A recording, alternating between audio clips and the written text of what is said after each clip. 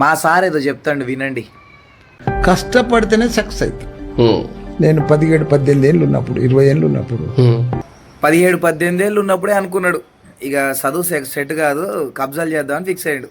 మామూలు కష్టం అనుకుంటున్నావా నా జీవితంలో? అమ్మో మామూలు కష్టం అనేది. ల్యాండ్ మీద కన్నేయాలా, 10 మందిని తీసుకుపోయి బెదిరియాలా, అవసరమైతే వాళ్ళని కొట్టాలా, పోలీస్ స్టేషన్ రాకుండా చేయాలా, ధమ్కి వేయాలా, కబ్జా చేయాలా. మామూలు కష్టం అనేది. నరాలు తెగేటట్టు కష్టపడ్డావు. కష్టపడి నరాలు తెగిపోయేటట్టు కష్టపడ్డావా?